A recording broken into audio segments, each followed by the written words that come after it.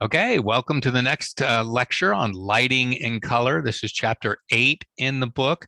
Used to teach this when I used to teach this class. I used to start in this chapter because if you think about it, none of this happens unless there's light. Without light, we don't have television pictures, but we're following the book in order, right, for this series now. So lighting in color. And in this chapter, we're going to look at the types of light, right? Shadows and contrast, darkness and light. Color mixing, how does that happen? What color temperature, a weird thing called color temperature. What our lighting is, the differences in our lighting instruments, what they do. A concept called 3-point lighting, and then our lighting accessories. All right, so here we go. So as basic kinds of concept, we have two different kinds of light. We have directional light, right? And that's contained in a precise beam, producing harsh shadows. Those are things like sunlight or spotlight. So when we have a bright sunny day, right, no clouds, that's direct sunlight, that's directional lighting. And a lot of our spotlights in our TV studio, those are directional types of light, produce directional types of light. So if we have directional, what's the other kind? Well, we have something kind of non-directional, right? And that's diffuse, right? We have diffuse kind of lights, and this light that spreads out a little bit more quickly and has no or little defined shadow. So on an overcast day, right, it's a day out, but we've got cloud cover, that's diffuse light. And floodlights also do the same thing. Now you think, well, there's not a lot of light that's produced on an overcast day. It's like, actually there is. There's a lot of light in the sky. In fact, sometimes you might want to use some sunglasses on an overcast day, because there's a lot of light coming through the diffuse kinds of clouds. It's diffused through the clouds. In fact, if you are filming outside, a nice cloudy day, a nice overcast day is one of your best times to shoot, because you don't have harsh shadows. You don't have to deal with shadows. You don't have to fill the shadows with any sort of thing. All right. So we measure light in a measurement called foot candles. All right. And the European measurement is called a lux, or lumens is a plural part of it, right? Lux for singular, but it's the same sort of thing. It's the kind of the amount of light that you would get in a 1 foot square, right? From 1 foot away, right? Another parameter that we measure light by is the base light. So that's the overall light intensity, all right, of something. That's the base light, not including all the reflections and things like that. The gain is when the operator uses the camera electronics to boost light intensity, right? So maybe you open the iris a little bit, so you're boosting the gain. All right. Incident light comes from the instrument. Okay. So if you're shining a spotlight onto an object, that's the incident light. If you've got something like spill light that's getting reflected onto the object, that is reflected light, right? This light that bounces off of lighted objects. All right. And contrast is just the difference between the brightest and the darkest areas, right? That's contrast. So when we get contrast, we get things like shadows, right? And we have a couple of different types of shadows. We have attached shadows, which are attached to an object and give us a perception of shape and form and texture. And so we have an attached shadow here that's attached to the side of her face, gives us kind of a form of her face right here, the nose and the lips. If you look closely at this, we get the form. This is a sphere. It's not a circle, right? It's a sphere. It's a three-dimensional object.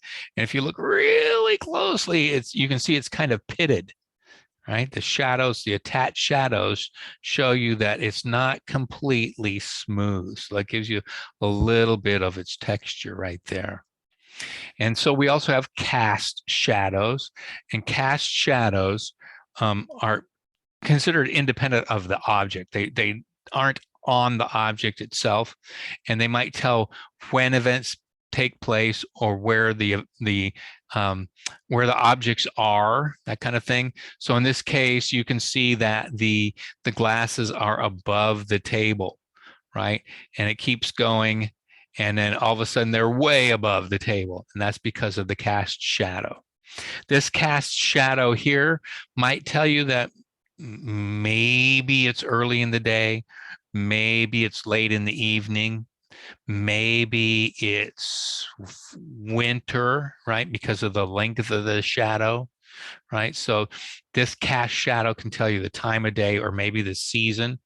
And then this shadow here is evoking a mood, right? The shadow here is telling you some part of the narrative that can happen, right? And that can give you sort of like a scary mood or something sinister maybe going on right here. So that's what a cast shadow can help do. And the contrast is the difference between light and dark. And Zettel will talk about fall off. He'll describe fall off as the speed at which the light areas become dark. So fast fall off is where the light changes abruptly into shadow. So this right here is fast fall off, right?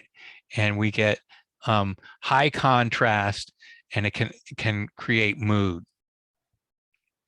right? So we go quick.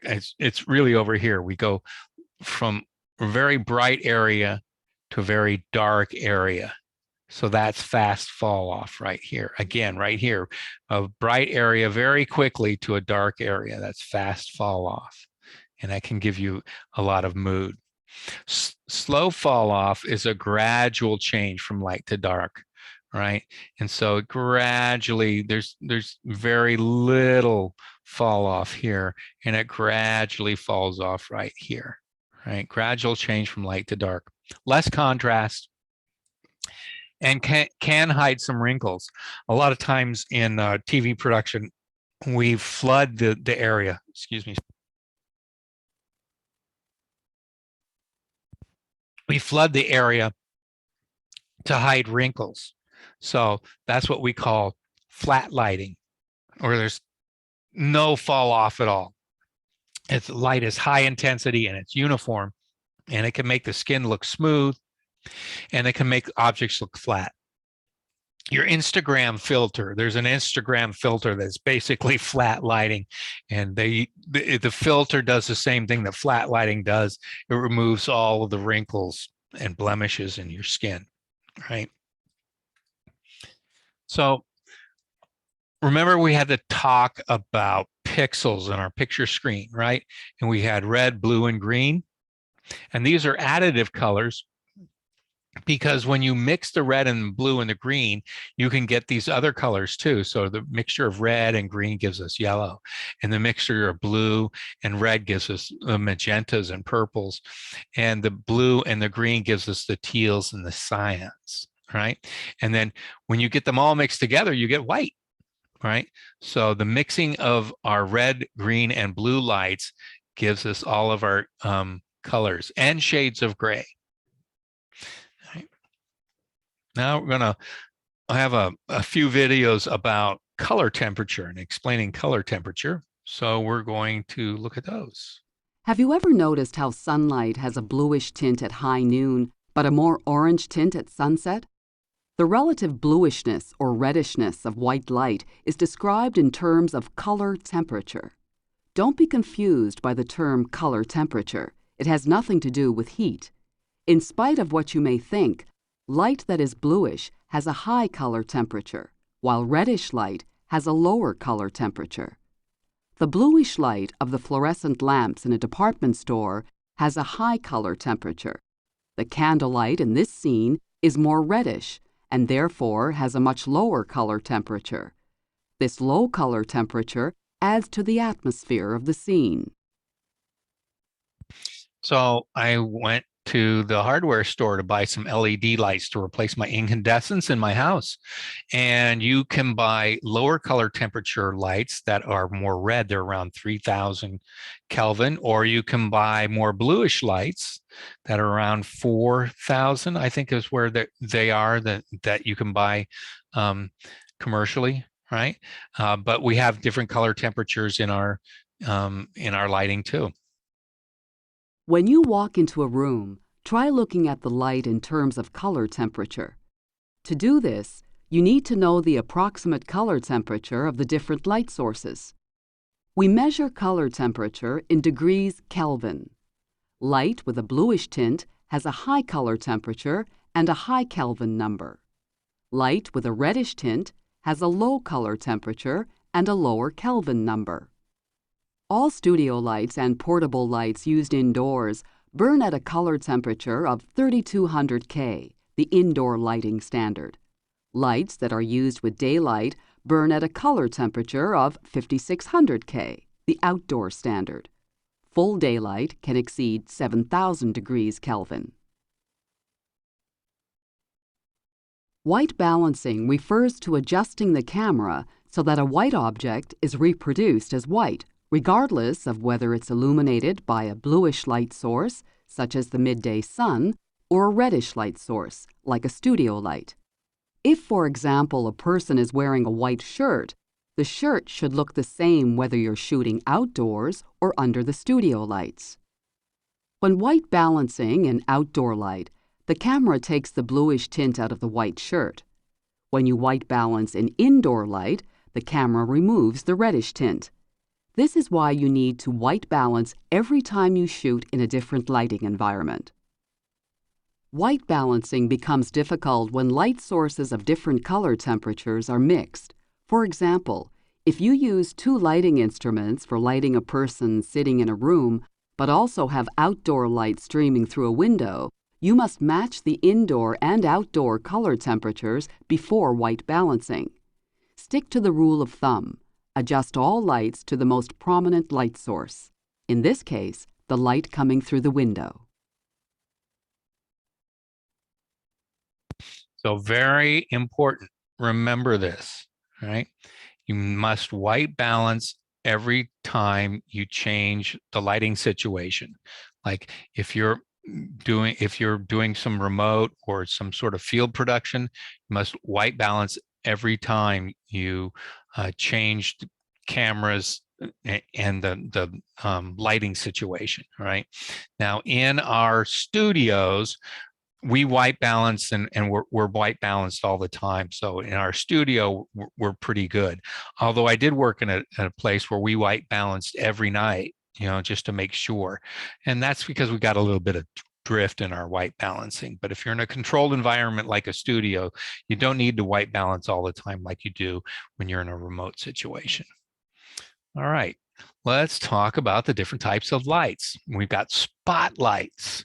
All right, one of our major spotlights is called a Fresnel. It's named after this guy, Augustin Fresnel, all right, who noticed that if you put little ridges in a regular lens, you have a regular lens here. If you put little ridges in this lens, you could make it into a spotlight. Instead of light being just like cast all over the place, all of a sudden the light gets cast in a beam. And you can see it if you look at our lights when the lights are off. When you look at a light and you see these concentric circles, then you've got a Fresnel light. That's how you can tell. And I got a picture of a lighthouse because we got these giant Fresnel lenses in our lighthouses, in our old style lighthouses. They're big, beautiful lenses. If you go down to the Monterey Bay, they have a museum there that has a Fresnel lens that is just gorgeous. All right, so you can go walk right in and look at the Fresnel lens there and see the ridges on that. And then we also have another kind of directional light, the Omni lights, the Lowell Omni lights. These are portable lights. Now, used in this configuration, they are directional lights, right? They are spotlights, right? But you can put something else over them, and I'll show you, like you could put a tint or something over it to make that makes it more of a diffuse light. But these are spotlights. So if we have those, if we have spotlights, these directional lights with faster fall off, we must have something else that gives us non-directional light for slower fall off, and these are floodlights. The scoop is an old style floodlight that basically had the bulb in here and it had this big, huge reflector, right? We don't see many of these anymore because we have higher efficiency kind of lights. But this was an old type of light, the scoop, because it looked like a scoop for scooping ice cream, right? Another one is a soft light. We have these in our studio. So the bulb is actually down here. You don't actually see the bulb, but the bulb is reflected off of this reflector here. And so it's reflected off the tube is reflected off a curved surface. And then we also have these fluorescent banks. We have a lot of these fluorescent banks in our studio. And you see the fluorescent bulb right here, and there's a reflector in the back. And you can, in our configuration, we can turn half the bulbs on and half off, or we could have them all on, and we can even move them closer or farther away from the reflector. But we can't adjust the light too much. And it's not supposed to be able to be adjusted as much as like a spotlight. And then we also have some LED lights. These are getting more and more popular because they don't run hot and they have use less electricity, right? So LED lights are becoming more and more popular, not only in remote situations, but in studio situations. And then here's how you take your low light, your spotlight, and turn it into some sort of non-directional light. You can use a soft box or a tent, right? And take that Omni light and put a soft box around it. Or sometimes you can reflect it off of an umbrella, and these will give you non-directional, nice diffuse light. In film kind of applications, we also have these things called balloons, right? I've got a balloon here that I saw these guys working on the side of the road. They were, I was driving up 680 at night and they were repaving, and they actually had balloons. Caltrans had balloon lights here to help them help the workers when they're working at night. But this balloon light up here gives us a nice light that makes it seem like the moon is out. See, so if you're shooting at night, you might work with a balloon. These guys are for Downton Abbey down over here. And they used the light that came in the house. They were actually using the lights that were in the house, but then they also floated a balloon up here to give them more light so they could have more light for their set. And then we have these specialty lights. The ellipsoidal light is for special effects. The ellipsoidal is a really harsh kind of spotlight, but what you do with the ellipsoidal is that you can put a gel in here for color, or you can put a gobo in here for patterns, and so you can do that with the ellipsoidal lights. I'll show you some of those in a couple of panels. And then we also have reflectors. We're actually using some of this as a shade right here, but also we're reflecting the sun a little bit so we can fill in some of the shadows here with the reflector that we're bouncing off of here for that person there in the field. Now, if you take a look in our studio, we have a lighting grid up there. So this is our lighting grid. And in the lighting grid, we have circuits, and each one of these numbers correspond with a lighting circuit on the lighting board on the panel there. And what you'll do is you plug in the plug here, and when you plug it into the circuit, the other end goes into the lighting instrument, right? And then you can bring up number 31 on the board, or number 32, circuit number 32. We have these lighting adjustments. These are kind of fancy. One of these moves the light bulb in here either in or out, so you get more of a spotted beam. And then another one of these will pan the instrument, and another one of these will tilt the instrument up or down. So you can affect this light without using the pole without actually getting up on the ladder. And here's our lighting board with all the circuits. So these can correspond to each of the circuits. So you saw there was 30 and 31 and 32. Well, that would correspond to, let's see, I think 30 and 31 and 32 are over here, and they're very hard to see. And then you just bring them up here, like the fader will dim or brighten the bulb right there. These are for different, if you want to program in different kinds of groups, you can. We don't use that much here, and this is another way to reprogram the board. You'll see this on the side of it. We don't really touch these, but basically here is the master. So you got to turn the key to turn it on and make sure that the master is up and on, and then you go back to the individual little faders and make sure that those are on the different circuits. So in the book, they start talking about the photographic principle, the 3-point lighting. And in the 3-point lighting, we have 3 principal light sources, okay? And then we add some more things to them too. So we have the key light. The key is the main source of light, reveals the shape and the texture.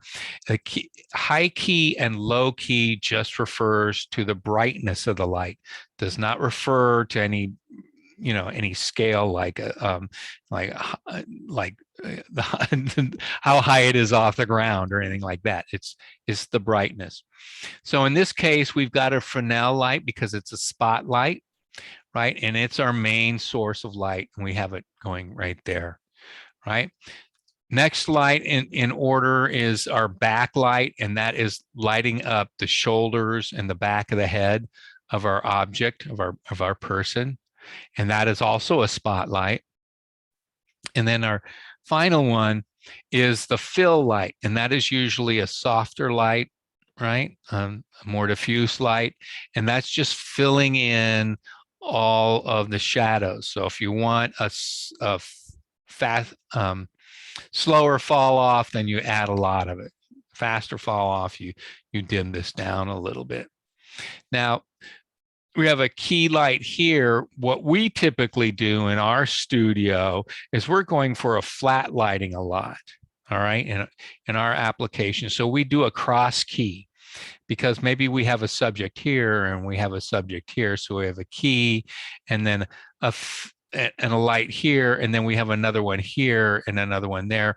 And so we're doing, or we're doing a cross key. So we have a subject here, and we have what looks like 2 key lights, but it's called a cross key in that one is key light for this subject and then is fill for that. And the other one is a key for this subject that's here, but then it's a fill light for this subject over here who's farther away. And that's our cross key. And we do that with that fluorescent bank of lights. All right. And that's a pretty typical thing in modern TV studios when you're doing like a news set or a set, something like that. This kind of lighting, this triangle 3-point lighting, is for something more dramatic. All right. And might be used in film applications, but definitely in some TV applications too. Now we can add more lights to our triangle lighting. One of them might be a background light, because we'll take our cyclorama and we'll have little folds in it. So we'll add some background light and light up the background. Just make sure that your background light is in the same direction as your key light. All right, because if your key light's over here and your background light is coming from this direction, then your shadows in the background are going to be going a different direction than the shadows on the subject. All right, and so generally you'll want to light them from the same direction unless you're going for some sort of weird psychological effect, right? And we can do a silhouette where we're just lighting the back of the person. Typically, a silhouette could be actually light coming from the back. Here it's reflected off. This is reflected light that's going to give us our silhouette, but a lot of times we can use a silhouette when we're actually putting the light on the back of the person. And it evokes mood, right? and can be used to hide or obscure an object. And then when we add light to the front, then we reveal who that a person is. And then there's a special effect, a horror kind of thing. Imagine that this is a Fresnel that's pointing up at the subject. This is kind of like, that thing where people are sitting around the campfire and they're telling ghost stories, and they take the flashlight and they go from underneath. And when you have shadows that go up like that, then that's that horror principle. So you can do that. You can combine this with a silhouette. It can give you some really spooky kind of stuff. When we entered our HD kind of era, when we have these HD cameras, we need a lot of light for our HD cameras. So we use uplighting too. And if you notice in the news desk here, we have some lights that are embedded in the news desk. And that is uplighting. And that is also to fill in any sort of shadows created by the chin line or anything like that. So uplighting is a big deal now in the HD world, because we're really trying to contrast a little bit, but we're trying to get rid of all the blemishes and all of the kind of things that we can really see now that we couldn't see in standard depth television. Here's some lighting accessories and parts of a light. This, of course, is an ellipsoidal. All right, this is an ellipsoidal instrument. And the lamp housing, this is where the lamp is actually sitting in here, and here is the power cable, and it's connected to the base of the lamp, and the bulb is in here. This is the C-clamp that will clamp onto the lighting grid, onto the pipe that's up there on the lighting grid. This is the yoke. So the C-clamp is connected to the yoke that goes around our instrument. This is the most important, one of the most important parts here, the safety chain or safety cable. So this goes around the instrument somewhere. Sometimes it's on the yoke, sometimes it's actually on the instrument here, and it will go around the pipe, around our lighting grid.